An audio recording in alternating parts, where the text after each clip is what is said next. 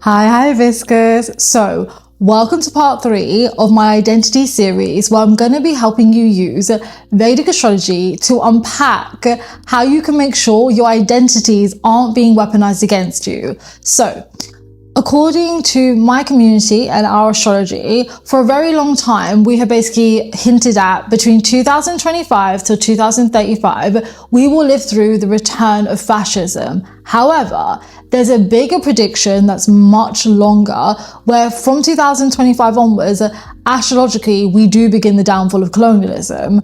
So this really brings our identity into the limelight. So at this time, it's going to feel really normal for you to feel disconnected from your identities, to feel restless when it comes to your identities. And in some ways, I think this sense of something's meant to be different, but I'm not sure how to create that difference and kind of get the ball rolling. So through this series, just to cover what we've gone through, in part 1, I explained to you how colonialism intentionally gives you identity issues. And it's very much to keep you in an intentional state of confusion, of exhaustion, and in some ways keep you depleted of resources so you can never essentially rebel against oppression and the different flavors it comes across. And in some ways, it's really about morphing you to become a good victim of those different kinds of oppression that colonialism births. This then led to part 2, to how to identify, well, what are the mediums they do to replace our identities from who we truly are? And in part 2, I covered, well, colonialism simply at its heart is a financial venture. It is about being able to extract wealth in all forms, whether that's culturally, economically, something to do with the land, the environment, perhaps even the exploitation of people. So what it will do is often replace identities with consumerism, right? And that is to keep you stuck under their systems, because then all of a sudden you feel like you need their goods to show your identity. Number 2, inadvertently, by your consumption, it actually makes you complicit in the harm of other marginalized groups, which we discussed when we were going through different products and actually how they're created. And it was really, I think it was very tough, because the products I intentionally chose were stuff that we use in our day-to-day, and we wouldn't even think about coming from such horrendous places, right? So again, in part 2, I showed you very quickly how they will give you certain tools and mediums, which again, enable your oppression, but will make you think you cannot exist without them. And those things actually define who you are and where you sit in the hierarchy of oppression. Now, this leads me to part 3, which is today's cosmic chit chat. Look, I want to spend some very intentional time with you all, walking you through so many different activities and exercises you can do, not only to make sure your identity is really who you are and it's for yourself, but it's to really, I think in some ways, to claw you away from oppression and to give you, really visible stuff where you can measure, am I doing this for me, or is it some bigger kind of coercion at the hands of colonialism, right? So we have a very juicy conversation to have today. And likewise, if you think of any other activities or exercises during this video, please pop them in the comment section, because again, I'm so proud to make this identity series, and I hope in, whatever the years bring, you can always come back to this series and, measure where you're at and if it's really being true to you, and, having the tools on hand if you need to pivot, revamp, refresh, okay? Other than that, grab a cup of jar, get comfortable, let's have a candid cosmic chit chat.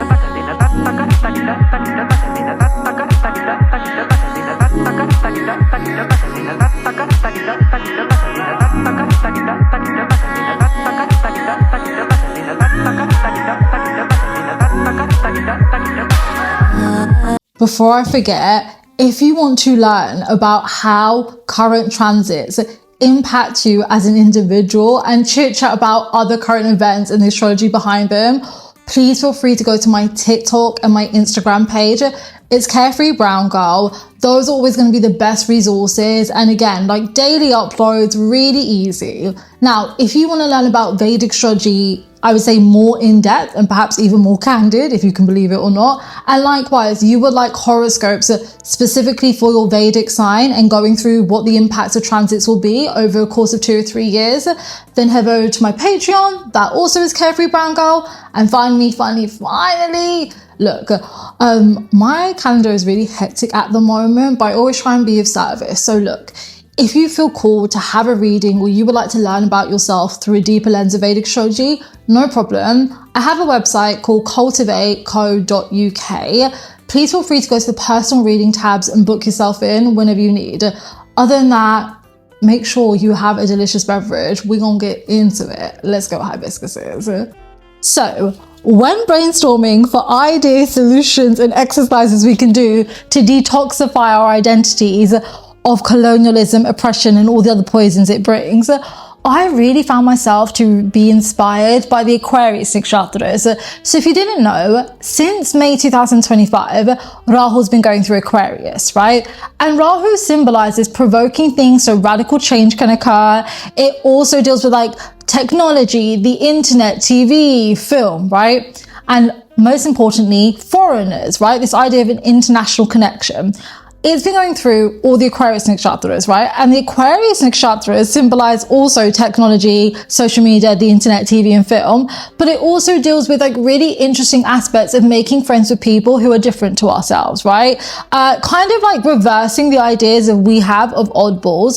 It deals a lot with like really interesting, juicy knowledge or arts that kind of brings about a destruction, which we need because obviously we have been held hostage by some weird ideologies, really mediocre art, and we just kind of need to get away from all that shit. And then Aquarius for me also symbolizes healing, right? So when I thought about Rahu fusing in Aquarius, I was like, oh, this is when we completely switch up and no longer use technology in the way that they're used to us using, so they can't no longer influence us. This also means we start making friends with all the girl gays and they them in a way that's authentic, so it makes it harder for them to make us turn on one another, which distracts us from liberation and, you know, kind of dismantling colonialism. And I was like, oh, we get real freaky and Wednesday Addams like, but in the best way possible, okay? And I was even thinking deeper, but I was like, okay, Rani, what have you seen since May 2025 came when this transit began, right? And then I was like, oh, I've seen 3 clear things. And I was like, I could probably build off this, right? And likewise, share what you've seen, because for me, it's becoming more and more common I'm seeing it. And it honestly makes my heart smile. So number 1, right? I have seen such an increased appetite for physical media again. So this is something that personally I've been going through in the last year and a half, where I was like, I want to get back into physical media because F this streaming shit. What I love could be deleted forever. And essentially they are deleting the internet to get rid of like a huge chunk of human history. And I was like, oh no, I gotta cling on to stuff. This will also be a separate video because I could talk about physical media and the importance of returning of it, especially in the next couple of years, forever and a very long amount of time. So I was like, cool, we're seeing a return of people loving physical media.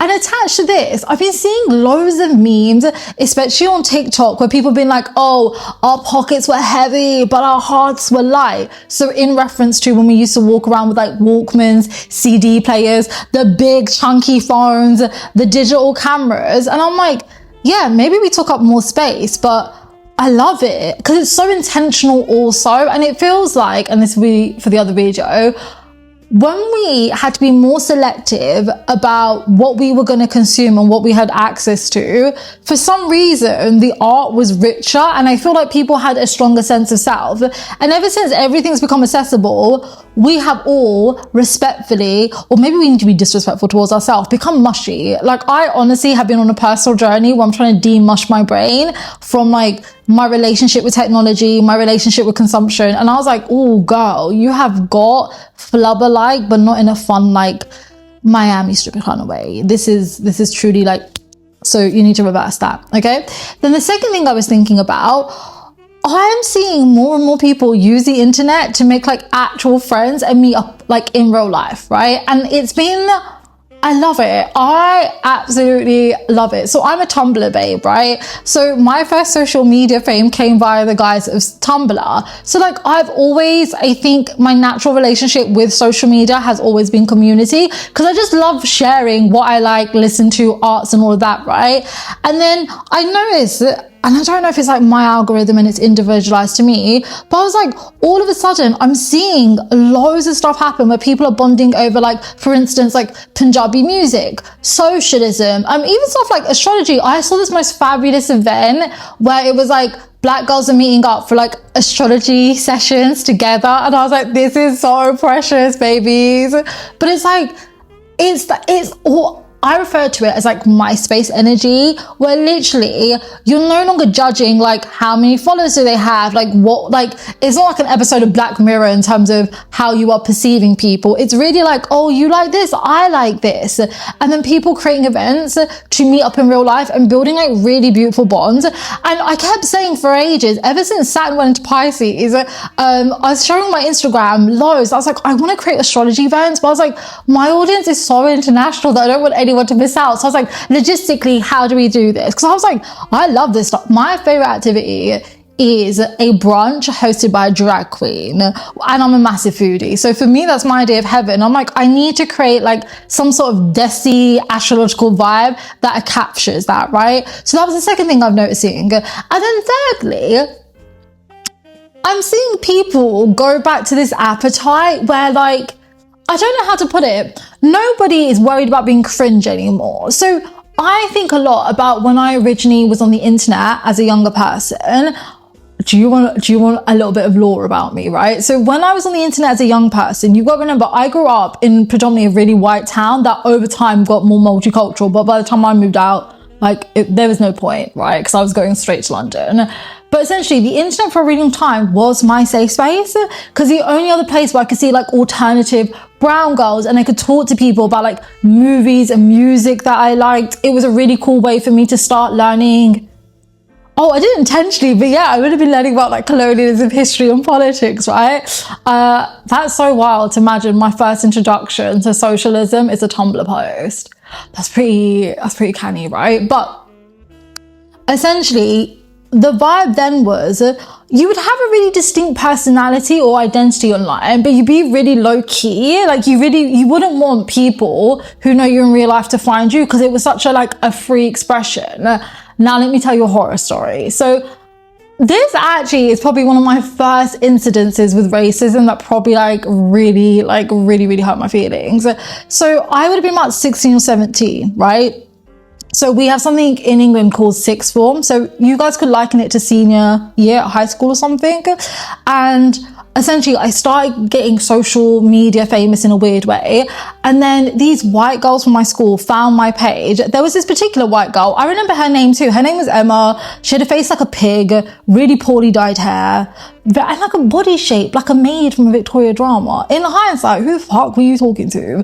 But this girl, not only they didn't only discover my Tumblr, which I wasn't even embarrassed about, but then because I poured such my heart, my soul, like all of that into my Tumblr, oh my God, they printed out all my Tumblr and specifically posts where I was talking about like my brownness and my identity.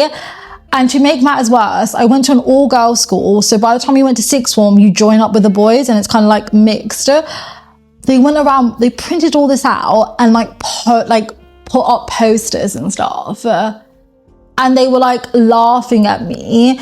But in hindsight, who's laughing now, bitches? Like, thank you so much. You probably inadvertently tracked my indefinite relationship with social media. Because I think they thought then I would delete it and kind of wither away. And I was like, nah, this is like some... Actually, I can't repeat that last sentence, but I just know this is some shit below me. And I think time has shown. This is another thing I was thinking about. What is for you will always keep happening for you and to you until you kind of blossom and emerge, right? But my point with that story was, we're getting to a time now where I think people are less like having LinkedIn energy where they want to show off their achievements, and it's more of a vibe of like, oh, this is who I am, this is what I stand for, this is what I like. It's really giving me that like very, this is like the 90s energy I love, where everyone used to pride themselves on what bands they listened to and kind of like what they were up to. And it used to be like good to have opinions on politics without being a dick and stuff, right?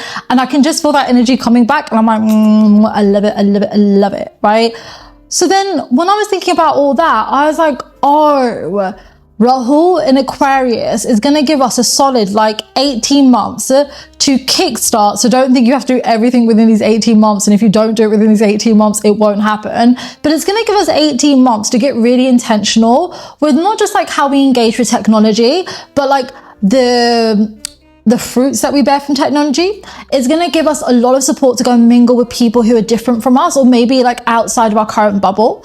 And I think really, the magic here is truly going to be cultivating some kind of knowledge that's going to come in really handy across all industries, all sectors, all services, that later on will be pivotal in like proper dismantling colonialism. And that's what I'm talking, economies, certain industries and how they play. Like, it's coming, it's sprinkling in. But first we have to ascertain the knowledge and learn how to use it.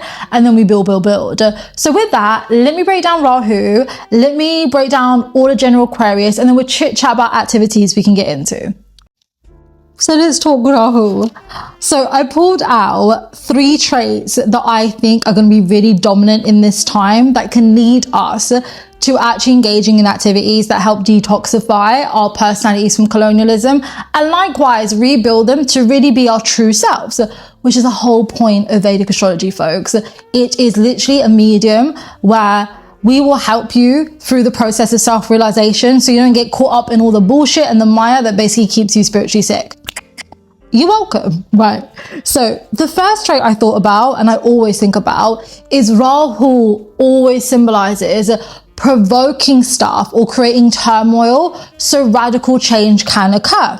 And what I was thinking about is, this is definitely a time where we are meant to be so wildly disinterested, annoyed, frustrated, like really, if you like, completely icked out by our day-to-day lives. Because think about it, right? Because we exist in colonialism, we suffer under capitalism, patriarchy, sexism, homophobia, xenophobia, basically all the phobias and isms, right?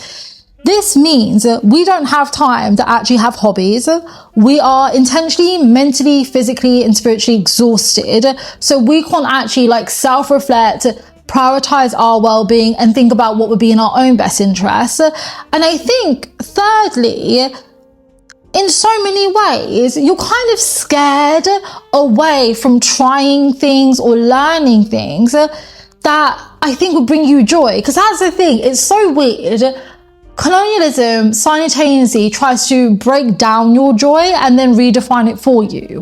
So then I think it's basically, do you know what I feel like I'm describing? It literally feels like we're stuck in an abusive relationship with a narcissistic babe. And this hell must end, right? So I was thinking of it like this. We have to intentionally reclaim our identities by changing our lifestyles and norms, because the thing that keeps us disconnected is we are not engaging with certain ventures, exercises, activities, knowledge that would really like replenish us and, without being cheesy, allow us to see ourselves for who we truly are. So I'll give you an example, right?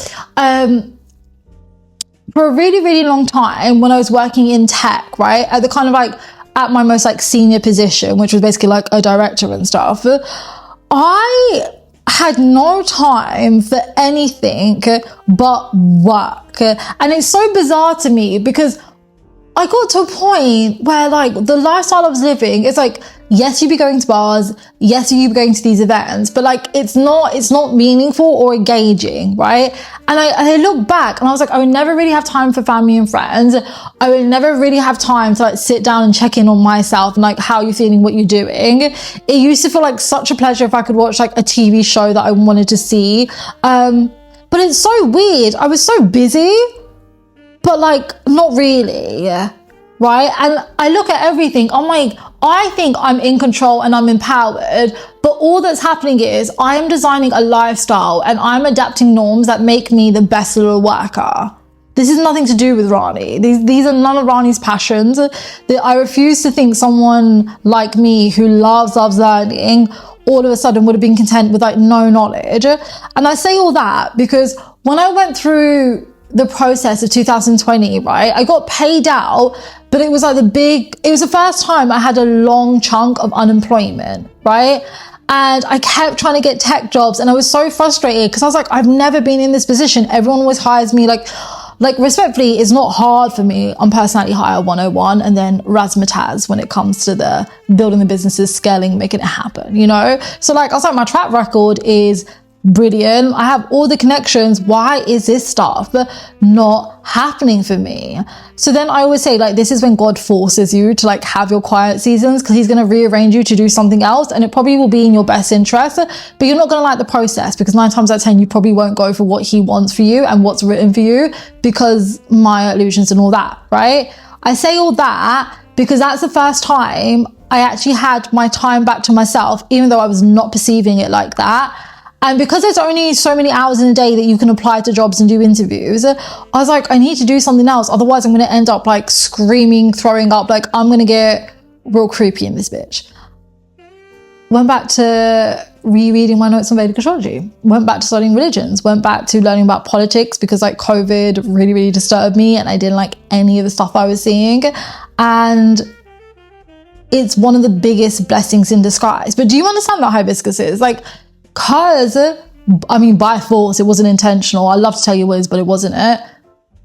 When I was able to switch up my lifestyle, what I perceived as like a good schedule and like basically all my norms were rocked, I got connected to myself. And then ever since then, it's just been like tip to true self. But that's the thing. I think it's that thing where we have to be provoked, we have to be disrupted, we have to be disturbed to a certain extent to kind of be snapped out of this gross ass haze where we think, however they've shaped our identities, whether it's via consumerism, whether it's by adapting their hateful ideologies and forgetting like our own cultural roots, like whatever it is, that haze has to be broken. And you can hopefully do that more proactively than I did by looking at your lifestyle and making time for not just shit that brings you joy, but is like mentally stimulating for you, engages your senses and gets the brains flowing. This is why I'm so against AI. You can go to my TikTok to watch all my AI rants because all the prediction I made around AI came true. I will bring it to the YouTube here too. But like, it's not right that you are getting sloppier more mentally and emotionally and getting more dependent on something else. And they're increasing their extremes of what they want from capitalism. Connect the dots, hibiscuses. Right. Number 2, Rahu has this spicy interpretation of, it basically translates into English as Rahu's energy can destroy past devils, which probably sounds hella dramatic. Okay, but let me explain. So previously in part 2 of the series, we discussed in length how consumerism is kind of forced upon us, so we mistake it for our own identities. Think about how many of us have definitely fallen into a trap where we think the things we own reflect our identity. Like the fact that you have an espresso coffee machine as opposed to maybe a Costco one says something about who you are, right? It's a statement that you own Nikes over something from like a Target, a Walmart, a Primark, okay? Now, when I was thinking about this idea of destroying past devils, this is when we really start to dismantle all the ways our identities have been weaponized so we enable harm, okay? Think of it like this. We are only sold certain things because they know there is a consumer appetite for it, right? Now, when we reclaim what our lifestyles look like, we get to know ourselves so much that we no longer gravitate towards anything and everything for a sense of self or like filling out whatever that restless, hollow, dissatisfied feeling is, and you know, that we all suffer from in different ways in the current day. We completely dismantle their power. Like, there's nothing here. So think of it like this, right? You know, like when people want to learn how to become runners or go for runs, most people's first thought is, I have to buy this, and this to able to go on that run. That's not actually inherently true. You are, you know, kind of in the background, manipulated to think you need all these things to get started in the things that you love. And that's further from the truth, right? In many ways, we have never had so much access to different resources, different knowledges. Like, we have an abundance of choice, or maybe it's an illusion of choice, if anything. But yeah, we are perhaps the least productive, the least innovational. We have not really done the madness and the badness that we could do. And people before us had way less and had such intense impact. Something has gone wrong here, hibiscuses. So again, when I think about destroying past devils, I really think about, I look at it like this. They think they know what we want because they're able to influence the actions we take. When we start doing stuff that goes against what they're used to, even if they market towards us, the new actions have nothing to do with them, and nor do they need to happen with their support. And I almost think it's like we have to take actions and take exercises that basically make them redundant as hell. So I was thinking about, you know, the way they keep saying AI is going to replace everything. Again, like as a tech babe, I had access to AI since like 2018, 2019. That's like the first time I remember using it like in my career and stuff. Between then and now, I have never felt like it was impressive technology. I cannot emphasize how mediocre it is. And do not fall for this bullshit where they're like, oh, we haven't released this to the public, there's more impressive versions. No, there is. I promise you, a lot of the AI stuff you're using now is shit they would have created like in the 90s, and they haven't really done much with it. The only thing they're trying to do with AI now is weaponize it to collect more data so they can control people. So I think my point was this, right? When they tell you, oh, AI will replace everything, okay, cool, but I just have three things. What happens if companies or certain sectors and industries choose we don't want it, right? Number two, what do you do if workers don't comply or workers actually think it's grotesque and it doesn't bring anything to the table? And thirdly, at some point, AI will hinder innovation because it's no longer going to go through like that magical human inspiration, motivation, and craft to make a difference. And I do not buy this bullshit of AI having consciousness in A, B, and C. I'm like, no, that's a reflection of the rogue designer that you allowed to build it. And now it's just reflecting back your extremes of your personalities. So this is what I look at. When we talk about destroying past devils, I really think it's like proper kissing goodbye to all the stuff that they do to us to make us feel disconnected from ourselves. So again, let's look at really superficial examples. In the era of Instagram at its height, so many people felt like they had to look a certain way, present a certain way, and all of this. And a lot of it is based in social acceptance, whether they want to acknowledge or not. But when you no longer care, you kind of break the algorithm because they can only prioritize posts if people are creating the post that they want to see. What do you do, again, if we all turn Adam's Family freaky? Like, what do you do in that sense? You can't do anything, right? Or number two, think about, as a collective, when we've had like sort of like almost like a hypnotized appetite towards certain public figures, and we're like, they're so cool, they're all the craze, and then, you know, we start cutting our hair to look like them, dressing like them, you know, like all that jazz, right? And every country will always have that figure. What happens if we all of a sudden go, oh yeah, that's cool, they do that, and we just dead ass stop with a certain reaction? Because they only keep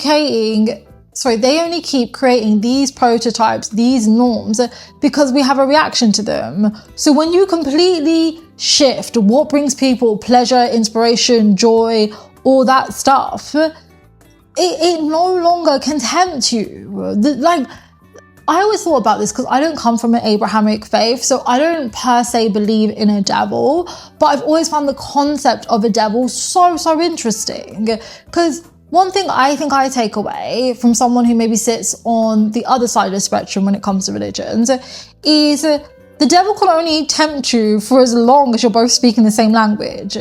Otherwise, it's just like this creepy person who has really no appeal. But like, you have control over that. That's why I've always felt like heaven and hell are within this life. Like, you build it because of reincarnation, right? So we feel like you always go around with a washing machine, but that pace, that cycle is based on like your thoughts, your heart, your actions. You will create heaven and hell on this earth, right?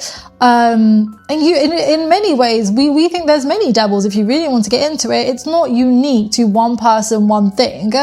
But the control of the mind and the perspective will allow you to see these people clearly and deviate or not be bothered by them. That's like one of the most beautiful things I always felt, because I grew up interfaith, is in Sikhi, they really make a point, because our community gets so scared of like black magic, all that kind of stuff, right? Because it is real, right? That's like real nasty people have, God forbid, whatever intentions. And I truly swear by this. And like, if you ever wanted a free remedy, this is it. They just believe in chanting the Lord's name. They were like, as long as you take the Lord's name, who really is going to hurt you? Because it's thought and perspective. So they can only bug you for as long as you feel like they're more stronger and powerful than you. But when you take God's name and you know, like, it's in faith and whatever he's written for you will happen for you, that completely shifts the way that you're looking and perceiving things. So again, I think when you're looking at Rahu going through Aquarius, immediately these true traits of Rahu, I think, have a huge impact in terms of how we move and groove in the exercise of redefining and reclaiming our identities, right? And that brings me to the final part of Rahu, transformation in mind, right? So Rahu is often associated to people who are like inventors and kind of like those mad scientist type of people. And it doesn't matter what industry or sector, whether it's the sciences, whether it's the spiritual realm, whether it's like acting, film, sports, education, there is just something like really cool about the way that they think. And they just kind of have this otherness to them. So like, I think it's amazing when you see Rahu in its full power, because they just come up and see such things that other people can't. But Rahu people tend to be deeply inspired people, right? They're naturally so stimulated. They can look at A, B, and C, and it's like, and then they come up with the coolest of stuff. So even if, this is it, whilst Rahu symbolizes a transformation in the mind, perhaps its greatest trait is it is so inspired, it is so optimistic, it's so convinced it can, that it can vision stuff that doesn't exist or hasn't existed and bring it into fruition. So that's what I'm saying, like Rahu going through Aquarius, these juicy months that we have, and it's with us all the way until like end of next year. Don't think because you can't see it and you haven't done it, it couldn't happen and it can't be. You know, so again, transformation in mind for me, all it's saying to us is this is a really beautiful energy where you are just no longer going to buy into any of the propaganda, any of the norms. And really, it's a time where your thoughts will be so critical. So instead of feeling annoyed by this energy that I feel so dissatisfied, nothing brings me pleasure, this doesn't seem worth it, all that kind of talk, look at it like, this is also lame, this is also mediocre, this is also below par, beneath me. I need to bring changes in. I need to show these bitches what's good, you know? Allow it to inspire you, allow it to give you a sense of adventure, allow it to give you courage. And then essentially, instead of trying to keep up these habits and norms and convince yourself, I don't know, like to keep seeking your happiness and peace in what you clearly can see is malfunctioning, which clearly doesn't align with your identity, or like, again, clearly doesn't even give you a sense of identity, right? The only thing that we worked out when doing the series for part 1 and 2 is, oh my God, we are proper like groomed to be victims of oppression and good little consumers. So again, I think we're a little bit better than that, hibiscuses. I really, really do. So when you look at Rahu's energy, when you summarize the 3 things we've gone through, it's really about changing your lifestyle. So you create space to do stuff that makes you inspired and brings you joy. And again, gets to know yourself away from activities and experiences that basically just kind of massage you to go along with oppression. Then it deals with destroying past devils. So this is when you take conscious decisions to no longer be complicit in the harm of other people, because that's the whole thing. The reason they take our identities is we end up in a position where they create our day-to-day lives and the things that we like. So our consumption basically justifies why they hurt other people to create the consumer products and live the lifestyles that we do, right? So it's like, we definitely need to break that. And then that leads via transformation of mind. All these things become really, really easier instead of frustrating when you allow yourself to transform and accept mentally, emotionally, you are entering a new space, and that's okay. That's why I always emphasize to you guys, you don't get punished on the things that you didn't know. The real work happens is as and when you learn, how will you do differently? And that's all we can really ask. And sometimes it's baby steps, but all of it does begin with your identities. And with that, I want to talk to you about the specifics of Aquarius Nakshatras. And then we're going to go through 5 things you can do to really switch up the lifestyle immediately. Hibiscus. As we go through the 5 activities that you can immediately start doing to reclaim your sense of self, and again, create a lifestyle that is supportive to yourself and the rest of the world, I want you to keep in mind, when we look at the Aquarius as a zodiac group, not as individual nakshatras, these themes, because these themes of Aquarius really drive all the opportunities that are going to come your way in the coming months, okay? So number 1, the Aquarius zodiac group symbolizes destroying the traditional, right? So what this means is, as you reflect in all the spooky ways we are essentially held hostage by our societies and the weird propaganda they spin us, you have never been more supported to move away from those norms. Just because something is a tradition does not mean it's healthy, does not mean it's right, and does not mean it was not crafted in some heinous stuff. Just because something survives a long time doesn't mean it's right. I cannot emphasize that enough, because technically, colonialism has survived many a generation.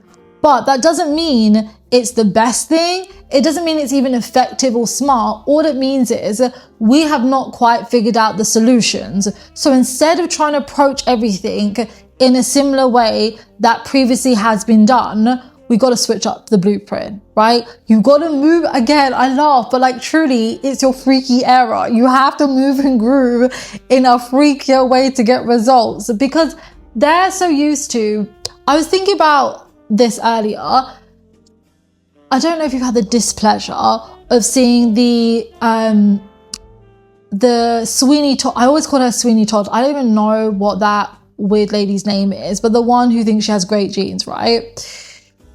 Look at that advert where they basically use blue jeans to promote eugenics. Consider Elf, the cosmetic brand who's known for supporting women who've gone through domestic abuse, now putting Matt Rife as like one of their brand ambassadors. So he got caned for basically making a joke out of domestic violence, right? All of that is allegedly rage bait marketing. I don't think it is. I think it's them playing in your face that fascism is very much back. So get used to it, and this is what we're on. But nonetheless, they know if they do certain stuff, it will always have a certain reaction and get them a certain amount of attention and recognition. When we talk about destroying the traditional, that means blowing up the way that they're used to communicating with us, whether that's marketing, PR, sales, but completely obliterating it, right? It means switching up the way they think we care and what we give our time, energy, and money to. So again, everything we're about to do is about deviating from the norms and not looking to the past for solutions, but instead learning the lessons and doing something a little different. Because what I don't want you to ever get confused with is, don't fall for these figures who think the solution to colonialism and dismantling oppression is going back to maybe a past lifestyle, because we have not existed, at least for a very long time, in societies and cultures. So I'm talking about nationality and then like ethnicity wise and community and all of that are not oppressive. We have to do new groundwork to redefine what our cultures mean, what our society should do that would be oppressive free. Because unfortunately, a lot of us are coming from people and are people where the oppressed have become the oppressors. And this is one of our gravest mistakes and should be one of our deepest sorrows. So we got to switch it up so we are completely moving away from all the bullshit. Okay. Number 2 was, I don't know how you're going to like this much, hibiscuses. It annihilates the personal ego. So this is what I would liken it to. So as you know, I have ongoing beef with the brown girls or the brown babes who have platforms or even take to social media to do up sari activism. So that's when they talk about cultural appropriation, but you can't talk about religious extremism. You can't talk about how our community has adapted fascism. You can't have any of the real conversations that create change, because what you don't want to do is risk your personal finances to do the right thing. So it's like okay for you to go about sari activism, because it most likely a L'Oreal or a lot of these companies we were boycotting will then invite you to that Diwali event or that Eid event, and then oh my god, representation tokenism. It like, not for everyone, but I would say there's going to be a considerable amount of people where you're not feeling too groovy in yourself, because like I said in part 2, you are slowly but surely learning how you are complicit in oppression of others. So like, that's why I share the stories. Like when I learn about like really how majority of tea is farmed, I was fucking horrified. And that fast tracked my like relationship with agriculture, which is funny because I come from people who are farmers with all that rich knowledge. But until like if I'm honest, until the 2020s, man don't care about all that. Man was not interested. And now it's like, as I learn more about the world, I have more exposure to different types of people through the readings, all of that, I have never cared more, right? So you can always change, but it gonna hurt your feelings first, because in different ways we'll learn how we're pieces of shit. But that's healthy, because if we're recognizing that we are assholes in that regard, then it's like we're ready to be accountable and we're ready to make changes. And like, that's why I always stand on, I'm so happy you guys met me in my 30s, because let's go a different way, right? So there is a significant amount of my life where I'm doing D&I work. So one is inadvertently and one is very intentionally, right?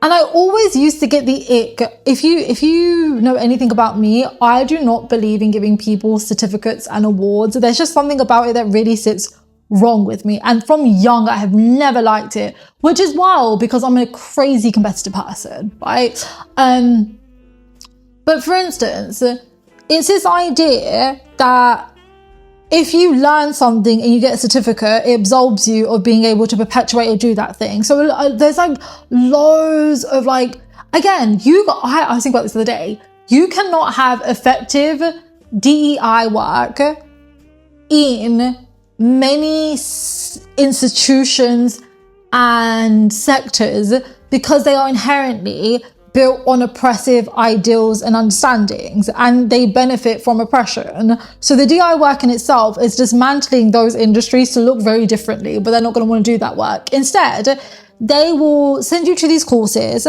where all of a sudden, you know terminology, you can spot a microaggression, and here's your shiny little certificate. And now, oh my God, you'll be able to design a product that isn't inherently fascist, sexist, racist, or like, deeply concerning about humanity. You're not gonna like that, because then you would have to face that how maybe some of the accolades you have aren't that impressive.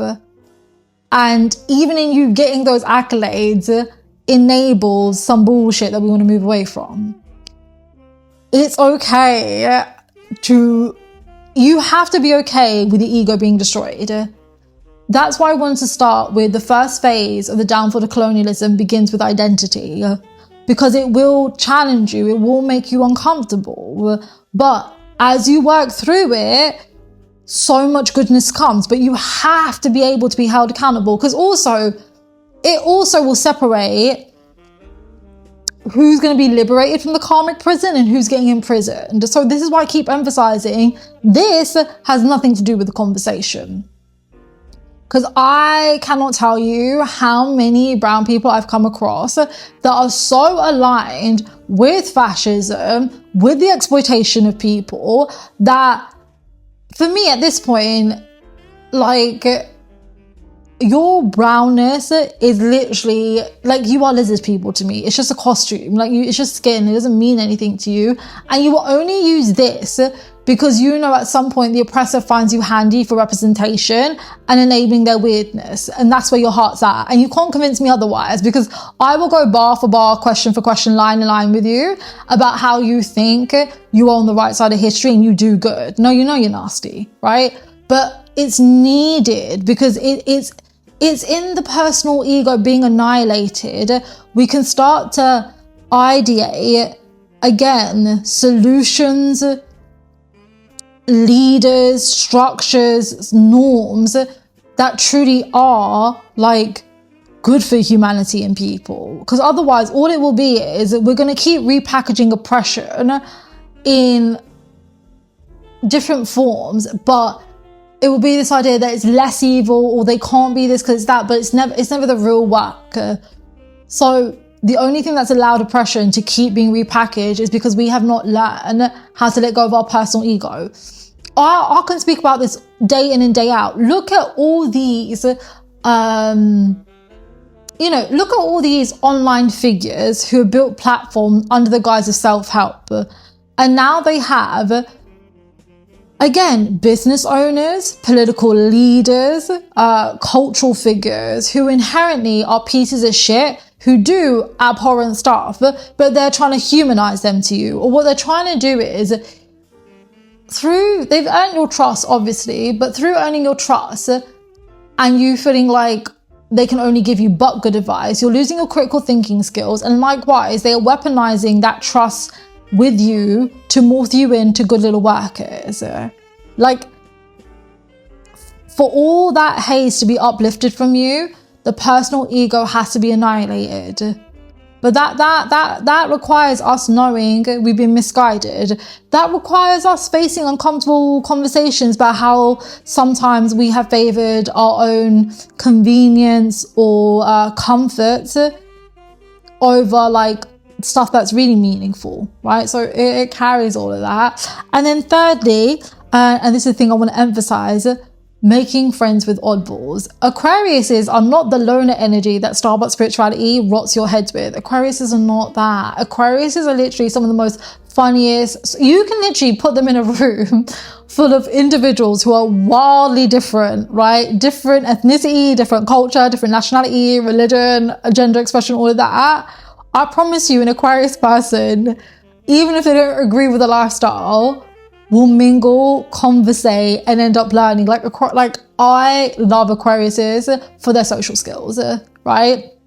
So again, a part of this shift when it comes to your identity is kind of dissolving individualism, right? Now, colonialism will always try and get you, think about the actual poison of the self-help industry. I recently have become so fixated with it because I'm like, this is so wild to me. How have you made a career of telling people something's wrong with them, something's wrong with them, something's wrong with them, but under your help, they never tend to heal and evolve? Like, I'm not being funny. Everyone, it's not like, whatever it is, but whoever the years has come to me and they repeatedly come back, they evolve, right? There might be a few chapters where they're stuck in a certain space, but that's more to do with like the Mahadasha that's running their life, so that planet that's overlooking them, and we work through it more slowly, right? But I think I would be very, very shitty at whatever this weird journey is with Vedic astrology if people came my way and they stayed in a certain thing. They have to evolve, you know? And even then, the power in me comes from whoever I speak to, I can speak to multiple different types of people. And that's weirdly something that it's a thing that I'm most proud of, but I never considered like would be something, or like I would even like have that on my radar. And that's where like it keeps me grounded, because I'm like, oh, but that's the strength in you learning Vedic and evolving that knowledge. Because I would feel really shitty if it only could resonate with said people, because then I'm like, oh no, I've become the same things that I hate and I'm so resistant towards, but I'm not on that trajectory, so it makes me feel good. But there's a richness, right? Because colonialism makes you think it's you. So then you don't show solidarity to other people. You only care about making money. But in the current societies we exist in, you making money means you would have to basically accept being exploited by their systems, which equally contribute to the erasure of your people, of your cultures, all that makes you unique. So it's a vicious cycle, right? And you think everything, that's the thing. It's so paradoxical because they tell you to be your most authentic self and concentrate on yourself. And they really go hard with all that marketing, but you don't really know yourself.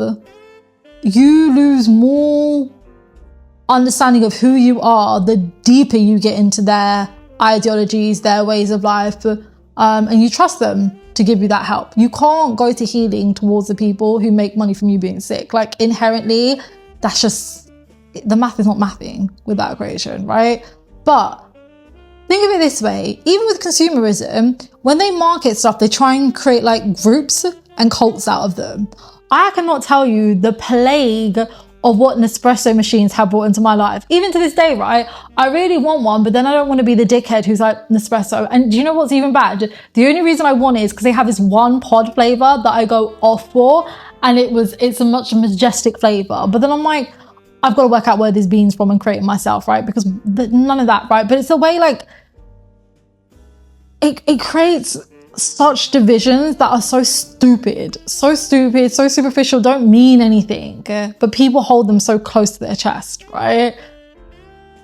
In you mingling with different kinds of people, there's going to be a certain richness that comes into your life, the same way I've just described with Vedic astrology and mine, that not only enhances your sense of self, but allows you to really know who you are. Because I don't really think you know who you are if you're always around people who, I don't think they have to be similar, but it's like a bubble. I don't think a sense of self can really be formed. I think it's when you're around people who are wildly different, have different experiences to you, that's when you really know who you are and what you're on. That can be pleasant revelations, or sometimes that can be uncomfortable, but that's something to work with. And that's something that's uniquely yours.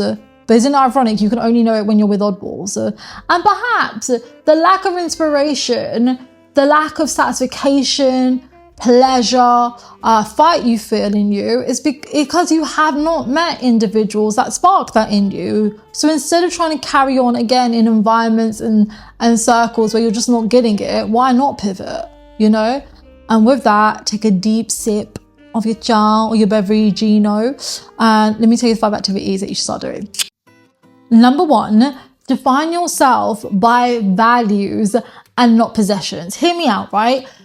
I think you should double down on like, oh, I am a creative person, I am a competitive person, but whatever it is, allow your identity to be seen by your values and the activities you're doing versus like your Amazon purchase history, right? And even then you should be boycotting them because they're fueling ICE agents. Even a simple question you could ask yourself, right? Would you still be you if you lost your favorite possessions? Think about how stupid that is though, right? You think if certain positions are not in your ownership anymore, or not in something where people can visibly see who you are, all of a sudden you wouldn't be you. That's what I'm saying. The second you let consumerism release its hand over you, isn't it funny how you start trickling back to self, okay? Again, I want you to think about hobbies or skills that you could cultivate that reflect your values, and not so much look at these Nike running shoes. Yes, thank you for asking. I'm a very competitive person. I run like 10 miles every Sunday. That we need to destroy that right there, okay? And then I want to go a little bit deeper because I made notes on like the colonial impact of each of my points, okay? So look at it this way. When we get wrapped up in our possessions reflect our identity, that's linked to this idea that Western lifestyles somehow are superior, and our possessions are like markers of our ethics, our progression, like our success in life and all that. And we don't want that anymore. Do you understand? That's how they're holding you hostage. When you kind of and this is how I think it counters it, by the way, right? I think when you double down on your values defining your identity more than possessions, you essentially go from being their victim, right? And it goes into, oh, I really believe in sustainability, so this is the way I run my life, right? I really believe in community, so every like Sunday, Tuesday, Wednesday, me and the family or me and my friends get together and we meet up with other people and we do A, B, and C, right?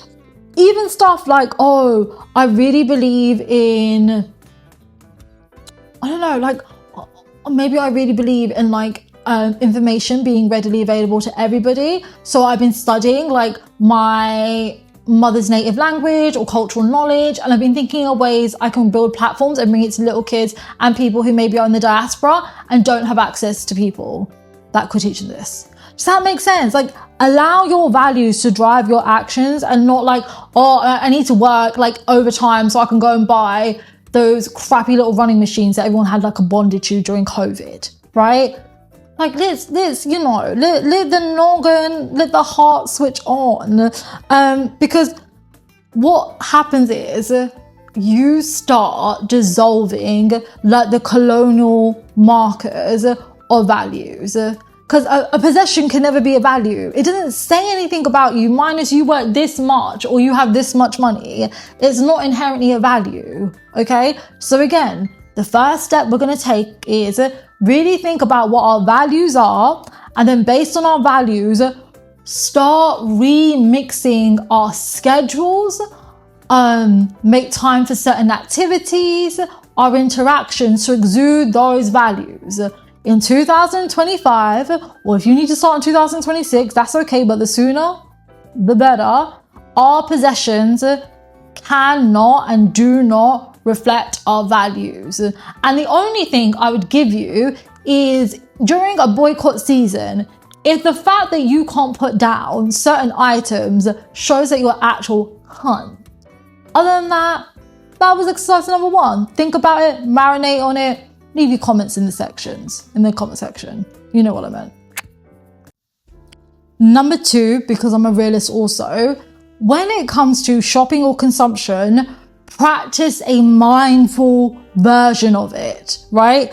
Before buying something, or, you know, even if you're doing like the brand comparison, ask yourself, do I truly need this? Is there any chance the reason I want this particular item of this particular brand, is it driven by some form of status or validation? Because I can get on board with something works the sleekest or is the most pragmatic.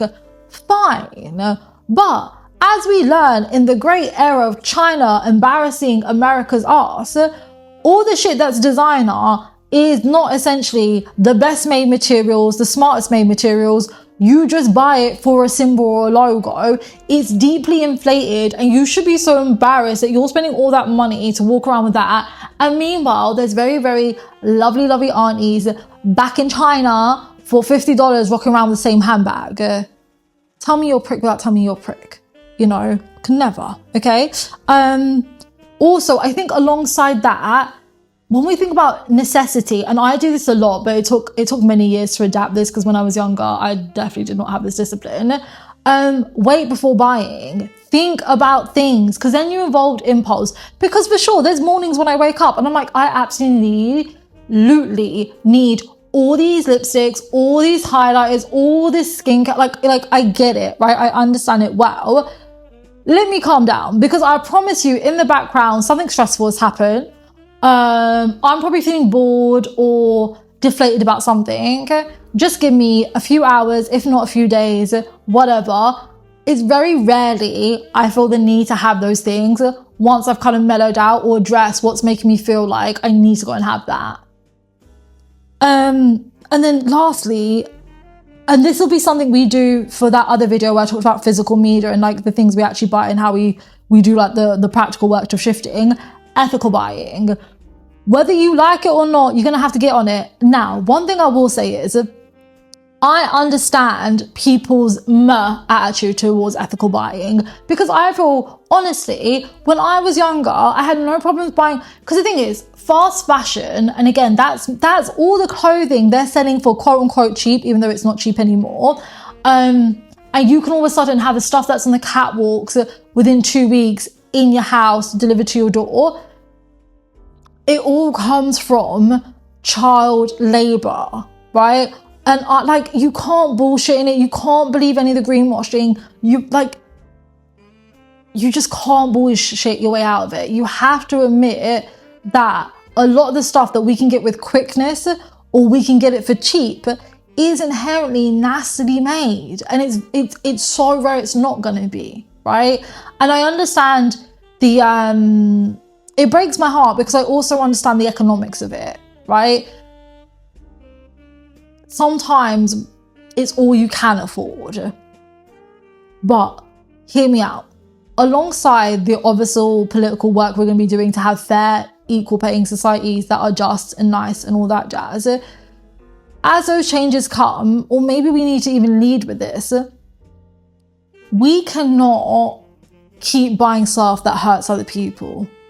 We can't, So yeah, I even think about this now, but it's also associated to, I think, a certain level of privilege too now, where I have the power to go and buy stuff that I know, one, I always buy stuff that I know is going to be for me for a very long time. I don't buy into trends anymore, right? So this polo, you've seen it. I have it in dark blue, light blue, a pink, a white. I have it in many colors, but that's because these styles of polos I love, the same way I feel about linen pants, right? So I think I have a bit of a uniform going inadvertently, but what I have, I'll have forever, right?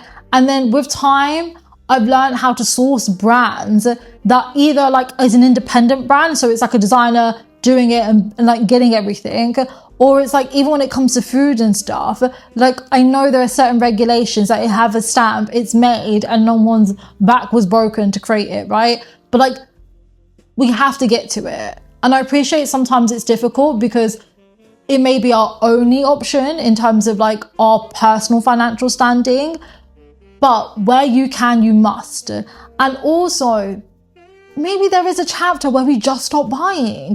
A part of me is all these billionaires and all these crappy people that keep influencing politics that essentially is killing us.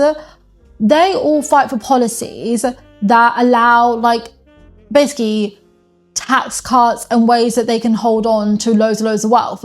But that wealth is only created by our consumption. So surely when we start consuming from them, even if in the moment it feels like it's hurting us, and it's not, because realistically, how many tops do you need? How many this and that do you need? You don't need a lot. It's also the pace of consumption, Once we basically address all of that, where will they go? Don't you find it wild that boycotting got so affected? They wanted to bring in a nonsensical law that says you will ban boycotting. How do you differentiate between who just doesn't like that versus who's boycotting? You can't. You actually couldn't. Think about how viscous it is. And then when I was thinking about the colonial impact, essentially, colonialism relies on exploited labor. Today, that's true. You are no different to the people in the global south. Their exploitation is more physical and visually you can see it. You think you're not being exploited when you're working 40, 60 hours a week, when you have to ask for time off to rehabilitate your sick body. Be so fucking for real. Wake up, hibiscuses. But essentially, colonialism relies on exploited labor. Exploited labor exists due to our consumption levels. Our need for things sustains a plethora of people getting hurt, including ourselves. So when you decrease the need, you decrease the frequency of consumption. What do you think happens to colonialism? That's why I started off ages ago telling you colonialism is simply a financial venture. You hit them in the pockets, really, really, really interesting what starts happening. And that's why, look, I don't believe in capitalism, but I do believe in equal wealth. And I just think at some point, instead of fantasizing and romanticizing the people who exploit you and hurt you, and again, vote for stuff that's very spooky towards you, you should focus on preserving your wealth and priding yourself on building your money in a way that is ethical and communal. And I promise you, you will not even imagine the fruits that come from these activities. They all sound really simple, right? And they are also easy for a reason. They confuse you by making you feel like you can't, it's too complicated, it's inconvenient. I am telling you, and that's why I've made it so simple in these 5 steps. Do this and watch. And likewise, bring people on the journey with you, hibiscuses. But yeah, if you can do that, the way it counteracts colonialism, it disrupts the whole cycle for exploitation. And who wouldn't want that? Number 3, detoxify your social media and your relationship to advertising and the reach that advertising has to you. So the way I envision it is the following, right? Unfollow, not even unfollow, I want you to block, right? Block all accounts that tend to trigger you into spending stuff that is unnecessary or makes you feel like you need to keep up. So again, I did this from the stem of the boycott, but I blocked McDonald's, Facebook, Instagram, which is wild because I'm on Instagram as a platform, but I blocked it on TikTok. Anything for me that I inherently thought was just like a no-go, whatever, I blocked them. And anytime someone would promote their product, they're blocked too, which it sounds harsh, but hear me out, okay? I know my algorithm is built by whatever I give my attention to, and it will just keep feeding me those things. And also, the little rebel I am, I also report the ads for being like offensive, spam and all of that, because go hard or go home, But essentially, I've got to a point now where, because I've completely detoxified myself of individuals, companies, adverts that always encourage or try to provoke a certain behavior or feeling from me that I deem as like not really good when it comes to dismantling colonialism or like general well-being or like for the betterment of society.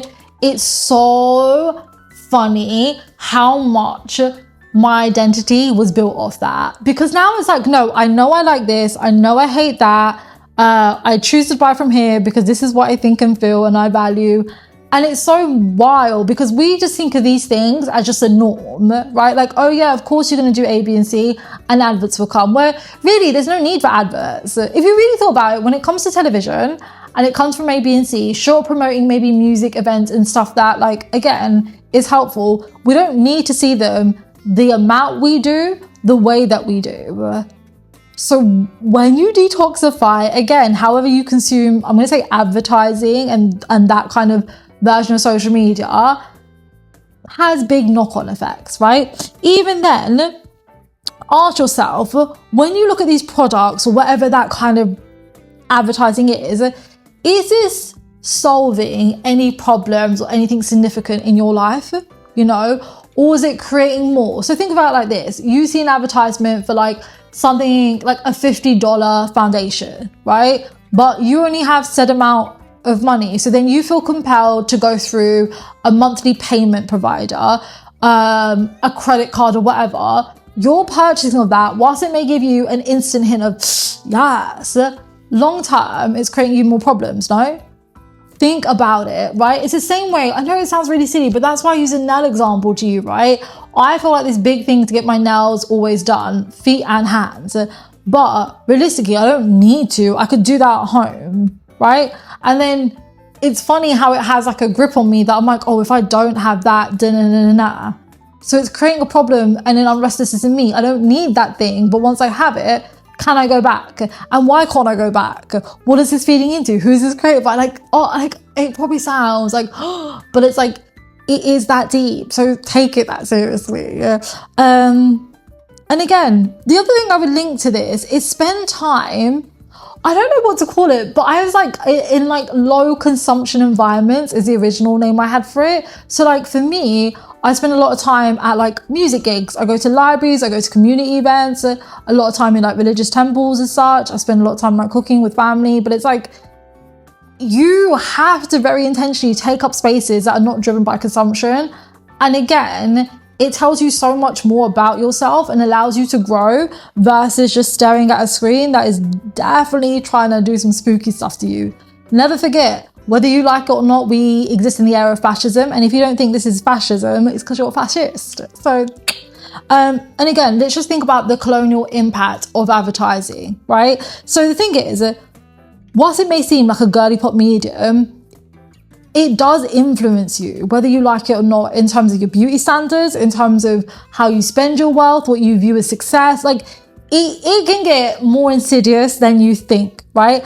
And it thrives off cultural appropriation, because think about the bondage that some companies and brands have to looking a part of the culture, but not contributing to it or really supporting it or looking after it.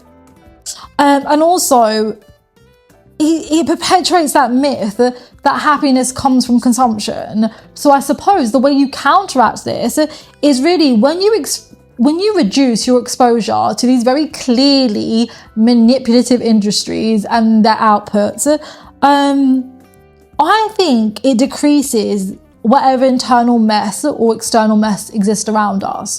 Whether that's a sense of you feel less than, right? Due to economic standing and you can't afford it. Maybe it's something like with the model, whatever. But I think it does something really nice where it reduces all those insecurities that, again, are intentionally put in you so you behave A, B, and C. And likewise, I think when you get at the feed in that way and that aggressively, because you're no longer buying into whatever they're selling you and how they're selling it, it forces them to learn how to speak to us in a language we want to be spoken to. Whether that's about uplifting marginalized voices, whether that's actually like evolving their products so they are inclusive and they are friendly for different user experiences and needs and languages. But you see how it goes hand in hand, hibiscuses. Okay, let's talk about the next one. Number 4, intentional living. So this really stems from, well, if we're not doing up consumption 101, what are we doing? And I was like, well, this is when you start really planning to have said experiences, because now you have the time and resources for. So for me, when we get used to regularly kind of decluttering our lives and detaching from possessions, symbolizing our identities, it creates this big space for, well, what would I like to do instead all this time I waste consuming things? Would I like to go and travel, right? Do I want to learn a new hobby or skill? Like, it creates room for creation, which is dazzling behavior. So, I think perhaps a better question to ask yourself is, when you are consuming things or like whatever it is, ask yourself, does this add value to my life or just take up space? Because the whole thing is, we are kind of targeted to feel like we need more, because we can't quite define what would be meaningful and hold that space. Again, colonialism and all its outputs always strive to kind of leave you feeling empty, so you always consume. So whatever they give you is super, super temporary. So that when you're in perpetual hunger, whether it's mentally, creatively, spiritually, God forbid, like physically, but however that's occurring makes them richer. So you need to take up time to consume things and experience things that leave you with like a lifetime memory, or leave you like preparing, researching, learning, doing, but it needs that kind of weight. I think so much about that. And then when I was thinking about the colonial impact, right? So again, colonialism will always kind of encourage overconsumption. So even then, don't you think it's gross that we've got to a time in social media where we want to watch like people eat like masses of food? So think about like the reviews where they like take a box of those horrible looking cookies, FYI, like those 8 crumble cookies, and they're like, watch me eat all 8 crumble cookies and give a review. Why is that more favored than like the activity of like, oh, I'm going to create cookies from scratch. I really love like, I don't know, like saffron and orange blossom. My nan used to give it to me in this dessert when I was younger. So here are like my Persian inspired cookies. Or why is it not enough that like, oh guys, I very luckily got the chance to go and visit this bakery. I'm going to go and get this cookie. It tastes really good. Here's my reviews. Why is it overconsumption that we want to see and not that kind of connoisseurship or that gratitude to like experience something that's like one in a lifetime or like not like an everyday experience? It's something make us tacky. It just really pisses me off, right? And again, this idea of like overspending, always consuming, having loads and loads of stuff is essentially, it's linked to colonial resource plundering. And again, please, I hope my message when I say our liberation is linked to our consumption is really starting to hit, okay? And yeah, essentially, when you reject the excess of that colonial mindset, we move towards an attitude that not only allows us to sustain the planet, but I think one thing we don't consider enough is how our consumption habits actually help marginalized communities, such as different types of indigenous folk around the world, to preserve their land, to reclaim their craftsmanship. Yeah, I think it does much more lovelier stuff than we may initially recognize, but we have to get there. That's why I talk a lot about, like, I deviate a lot now away from chains, right, or franchises. I will go out of my way to go to the mum and pop shop. Because there's a certain beauty, there's a certain care, there's a certain love, there's a certain atmosphere and energy that you could never get from a franchise or any of that like colonial quick consumption over like all that, versus something that is like lovingly crafted with time and likewise like it gives something back to someone. I just think, even as I speak to you guys, I feel so hopeful because I'm like, these are really easy activities to do, and the more we do them, inadvertently you're creating a better society. So it's like, what's your excuse not for doing them? Do you want us to stay in the hell rot? Do you want these like billionaires who have these shitty companies that give us shitty products to still feel like it's okay to give us scraps? And meanwhile, they wouldn't even touch the shit they sell us. Let that sink in, hibiscuses. Number 5 is building community and shifting towards non-material fulfillment, right? So think of it like this. As we've gone through these activities, have you noticed how the act of consumption is really, really lonely? And in some ways, we have reached a point where we are trying to kind of reshape consumerism to give us community. So we all buy this product so we can be a part of the same club. We all go to this because we want to feel like we belong to something. And that is inherently wrong, and it's not going to achieve what you think it's going to achieve, right? So I think, again, instead of shopping for validation and relationships, invest in relationships and shared experiences. And I like, honestly, like that comes from like hanging out in certain communal spaces. That comes from sharing like your joys over certain music, arts, learning things together, like things like cooking, exercising, walking around the park. Like there are people there. The thing is, we live in this weird little time where we've been severed from so much that you forget that. And they create such a fog around us to make me... Thing is, never underestimate how much power is truly in community. Why do you think all these colonial empires spend so much time interfering in different countries, hell-bent on their understanding of communities to be portrayed to you versus people from those communities speaking for themselves?